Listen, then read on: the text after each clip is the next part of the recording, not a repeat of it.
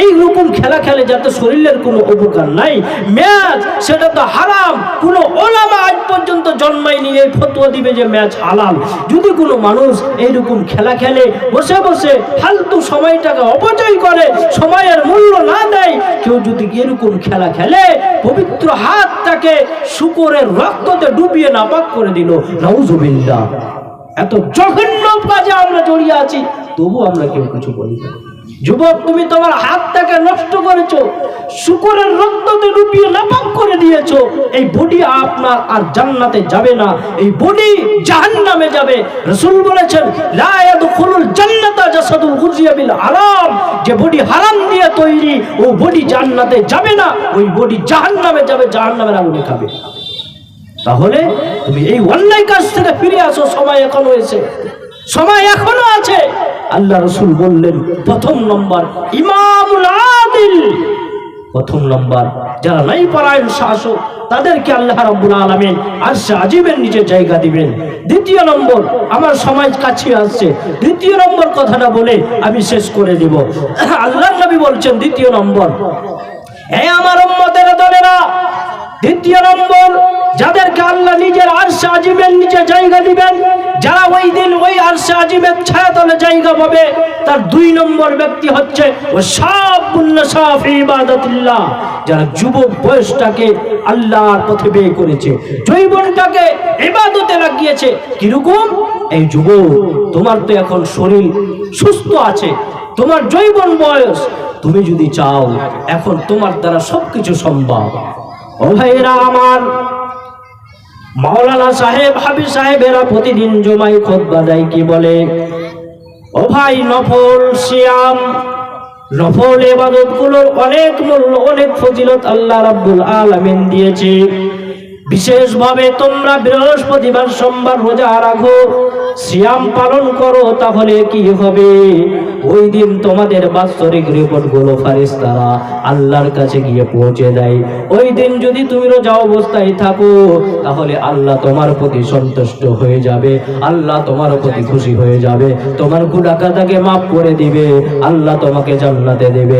এই রকম বক্তব্য যখন দেওয়া হয়, প্রতিটা মুরব্বী বাপজানেরা, যারা বয়স হয়ে গেছে, হাঁটুতে ব্যথা, মাজায় ব্যথা, তাদের মন চাই আমরা এইরকম সুযোগ কেন ছাড়বো? এখন তো আমাদের কোনো কাজ কর্ম নাই, আমার ছেলেরা কামাই করে, আমি মাঠে যাই না, হাটে যাই না, বাড়িতে সারাদিন বসে থাকি, আমি রোজা রাখবো।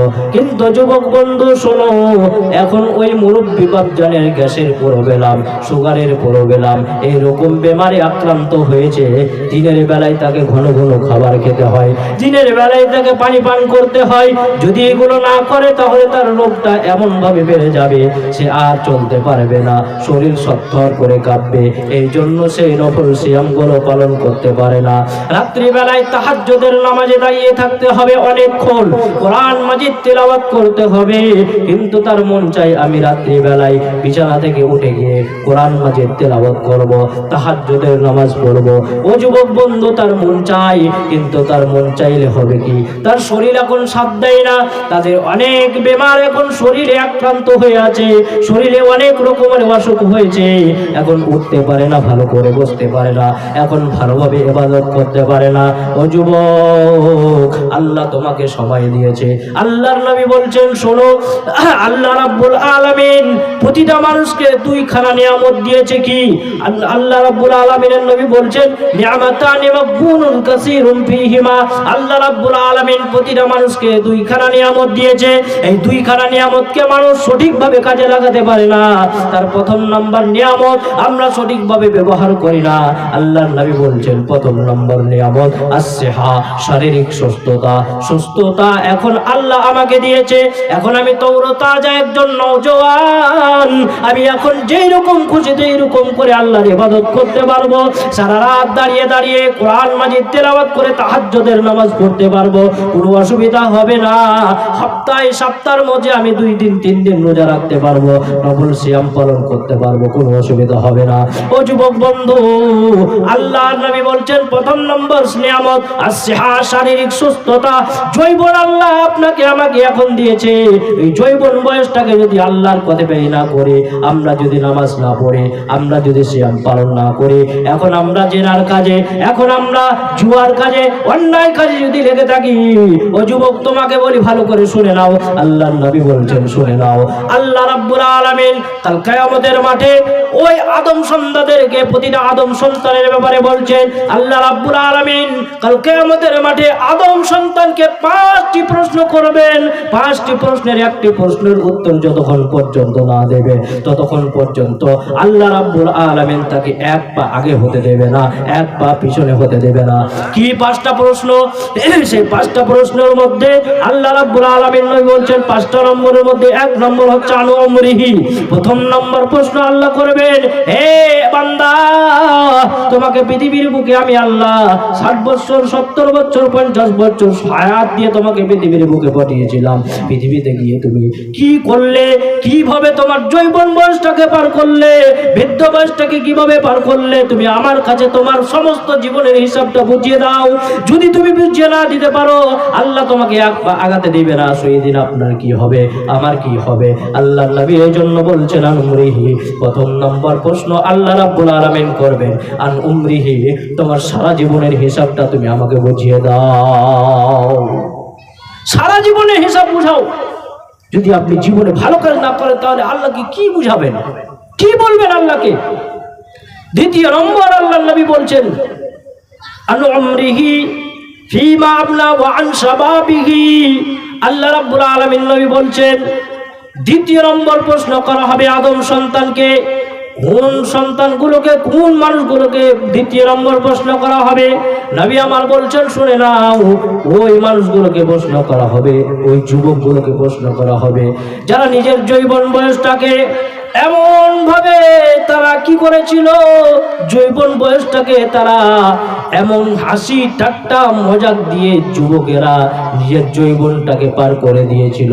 মসজিদে আসতে পারে নাই, জুমার দিন বাড়িতে বসেছিল, মসজিদে আজান হচ্ছে হাইয়া আলাস সালাহ, প্রতিটা যুবক ফ্রি ফায়ারে ব্যস্ত, পাবজিতে ব্যস্ত। আল্লাহ বলবে ও যুবক, তোমার যৌবন বয়সটা তুমি আমাকে বুঝিয়ে দাও, যৌবন বয়সটা তুমি আমাকে বুঝিয়ে দাও। ও যুবক, তুমি যদি এখন আল্লাহর ইবাদত না করো, সালাত আদায় না করো, ভালো কাজ না করো, ফ্রি ফায়ারে ডুবে থাকো, পাবজিতে ডুবে থাকো, মোবাইলে অন্যের মেয়ের সঙ্গে গল্প করতে করতে তুমি যদি রাতটাকে পার করো, তাহলে সেদিন তুমি তোমার যৌবন বয়সটাকে আল্লাহকে কেমন ভাবে বুঝাবে, কেমন ভাবে বুঝাবে? ও যুবক, আল্লাহ রাব্বুল আলামিন বলছেন যে আসহা, শারীরিক সুস্থতা আল্লাহ দান করেছে, এটা বড় নিয়ামত, বড় নিয়ামত।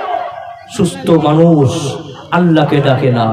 অসুস্থ যখন হয়ে যায়, তখন সে তার মন চায় ছেলেদেরকে বলে আমাকে মসজিদে রেখাই রে, এখন বাড়িতে থাকার মতো সময় নাই, কবরের ডাক চলে এসেছে, কখন মরে যাব, আর থাকতে পারবো না বাড়িতে, তখন আর তার জি টিকে না। কিন্তু এতদিন কি করেছিল? খালি মানুষের বদনাম, ঘড়ি কাটা, মানুষকে এক অপরের পিছনে লাগা, এই কাজ করতে করতে জীবনটা পার করেছে। এখন অসুস্থ হয়ে গেছে, বুঝতে পেরেছে বাপজি যে এখন আমার আর সময় নাই, এখন মনে হয় আজরাইল কখন যে আসবে, কখন আমাকে নিয়ে যাবে।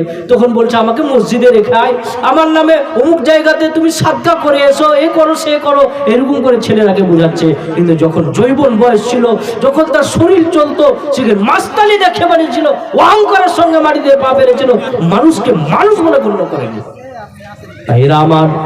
তাই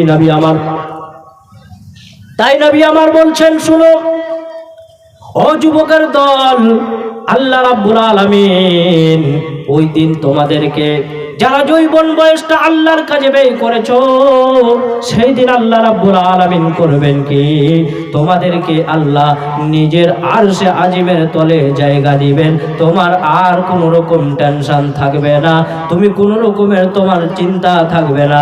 আল্লাহর আরশে আজিমের তলে জায়গা পেয়ে গেলে তুমি মনে করে নেবে আমি জান্নাতি, আর কেউ আমাকে ঠেকাতে পারবে না।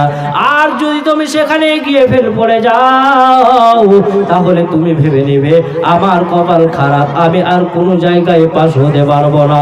তাই যুবক বন্ধুরে, হাতে পায়ে ধরে বলছি রে বন্ধু, এখনো সময় আছে, এখনো অন্যায় কাজ থেকে বের হয়ে আসো, অন্যায় কাজকে বন্ধ করো। তোমার বন্ধু, তোমার দোস্ত যখন খারাপ কাজ করে, তুমি এটাকে একবারের জন্য হলেও বাধা দাও, তুমি রোধ করার চেষ্টা করো। আল্লাহর নবী নিষেধ করেছে অন্যায় কাজকে প্রশ্রয় দেবে না, দেখার সঙ্গে সঙ্গে সেটা থেকে রুখে দাঁড়াবার চেষ্টা করবে। ভাইরা আমার, আমার সময় হয়ে গেছে, আপনাদের অনুরোধ